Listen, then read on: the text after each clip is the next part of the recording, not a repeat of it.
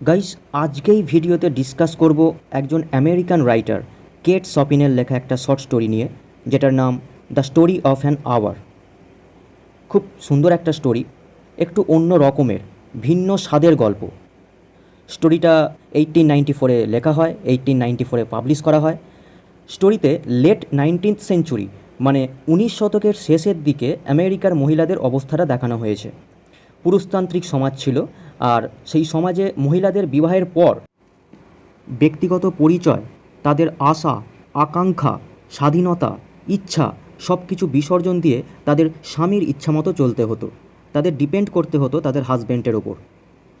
তো আর দেরি না করে শুরু করা যাক the story of an hour by Kate Chopin. গল্পের শুরুতেই আমরা দেখতে পাবো লুইস ম্যালার্ড নামে একজন মহিলাকে। সে হৃদরোগে আক্রান্ত ছিল, হার্টের সমস্যা ছিল, উইক হার্ট ছিল। তার একজন বোন ছিল যার নাম জোসেফিন। এই জোসেফিনের কাছে একটা খারাপ খবর ছিল, যেটা তাকে জানাতে হবে লুইস ম্যালার্ডকে। খবরটা হচ্ছে লুইস ম্যালার্ডের হাজব্যান্ড ব্রেন্টলি ম্যালার্ড একটা রেল অ্যাক্সিডেন্টে মারা গেছে। যেহেতু লুইস ম্যালার্ডের হার্টের সমস্যা ছিল, তাই জোসেফিন যতটা সম্ভব হালকাভাবে বিভিন্ন ইঙ্গিত ইশারার মাধ্যমে তাকে খবরটা জানালো। জোসেফিনকে খবরটা প্রথম দেয় ব্রেন্টলির এক বন্ধু রিচার্ডস। রেল অ্যাক্সিডেন্টের খবরটা যখন প্রকাশ পায়, তখন রিচার্ডস নিউজ পেপার অফিসেই ছিল।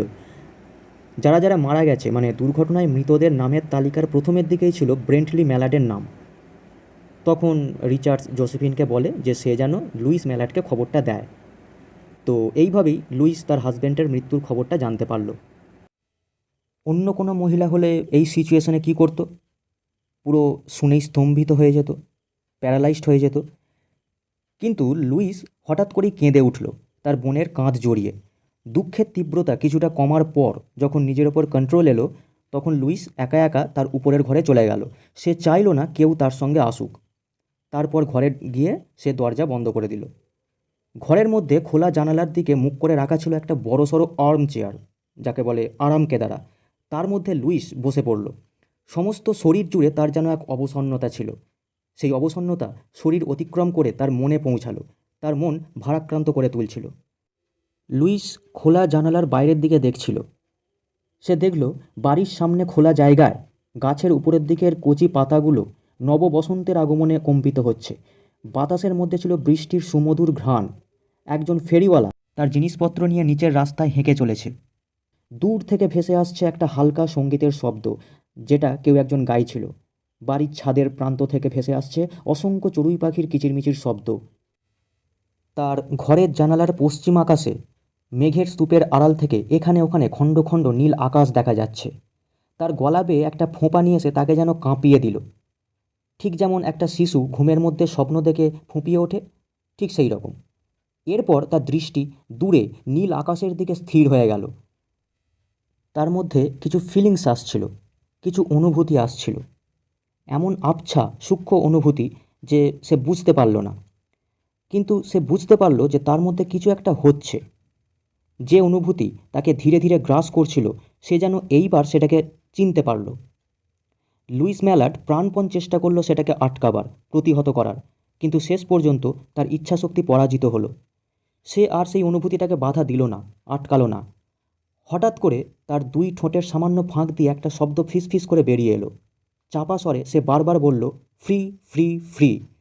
তার দৃষ্টিতে যে হতাশা ছিল, যে ভয় ছিল, তা আর নেই।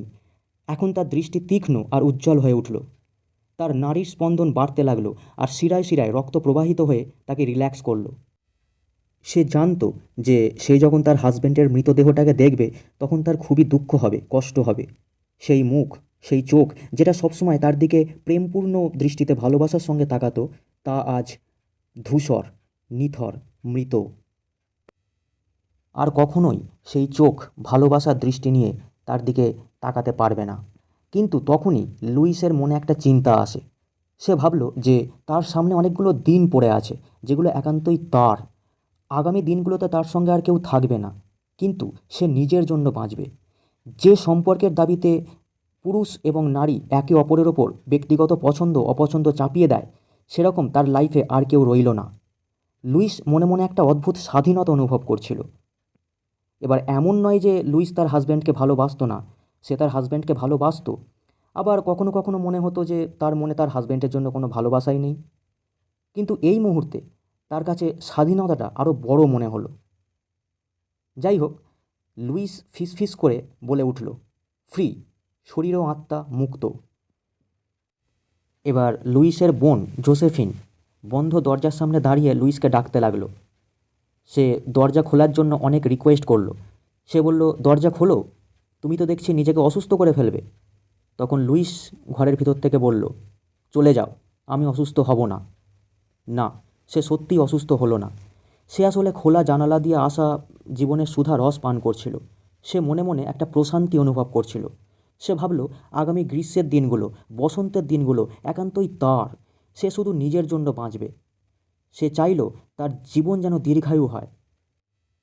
অথচ গতকালই তার জীবন যদি দীর্ঘায়ু হয় এই ভেবে সে উদ্বিগ্ন হতো। তো যাই হোক, তারপর সে উঠে দাঁড়ালো আর তার বোনের একটানা অনুরোধের ফলে সে দরজা খুলল। তার চোখে তখন জয়ের উজ্জ্বলতা। তারপর সে তার বোন জোসেফিনের সঙ্গে সিঁড়ি দিয়ে নিচে নামল। নিচে রিচার্ডস দাঁড়িয়েছিল। সে তাদের জন্য ওয়েট করছিল। তখন কেউ একজন সদর দরজা খুলল। যে প্রবেশ করল তার নাম ব্রেন্টলি ম্যালার্ড, লুইস ম্যালার্ডের হাজব্যান্ড। তার ভ্রমণজনিত ক্লান্তি কিছুটা ছিল। এক হাতে একটা ছাতা, অন্য হাতে একটা ছোট হাতব্যাগ নিয়ে শান্তভাবে দাঁড়িয়েছিল। অ্যাকচুয়ালি যে দুর্ঘটনাটা ঘটেছিল সেখানে ব্রেন্টলি ম্যালার্ড ছিলই না, সেখান থেকে অনেক দূরে ছিল। তার মৃত্যুর খবরটা ভুল ছিল। এরকম যে একটা অ্যাক্সিডেন্ট হয়েছে সেটাই সে জানতো না। তাকে দেখে জোসেফিন তীক্ষ্ণ চিৎকার করে উঠল। আর লুইস তার হাজব্যান্ডকে যাতে দেখতে না পায় তাই জন্য ব্রেন্টলিকে রিচার্ডস একটু আড়াল করে দাঁড়ালো। কারণ হঠাৎ করে তার হাজব্যান্ডকে দেখে লুইসের খারাপ কিছু হয়ে যেতে পারে। সে হার্টের পেশেন্ট ছিল, তাই জন্য। কিন্তু রিচার্ডসের খুব দেরি হয়ে গিয়েছিল। লুইস তার হাজব্যান্ডকে দেখে সেখানেই পড়ে যায়। তারপর ডক্টরস এলেন। তারা বললেন হৃদরোগে আক্রান্ত হয়েই লুইস মারা গেছে। হঠাৎ তীব্র আনন্দে, উচ্ছ্বাসে তার মৃত্যু হয়েছে। স্টোরিটা এখানেই শেষ হলো। কিন্তু গাইস, আমরা বুঝতে পারছি যে তার হাজব্যান্ডকে দেখে লুইস একটু আনন্দ পায়নি। সে সেইটুকু সময় আনন্দ পেয়েছিল, শান্তি পেয়েছিল যখন লুইস বুঝেছিল যে সে এবার স্বাধীন। কিন্তু তার হাজব্যান্ডকে দেখে, মানে ব্রেন্টলিকে দেখে লুইস প্রচণ্ড শক পেয়েছিল। স্বাধীনতা হারানোর তীব্র দুঃখে তার মৃত্যু হয়েছিল। তো গাইস, আজকের আলোচনা এই পর্যন্তই।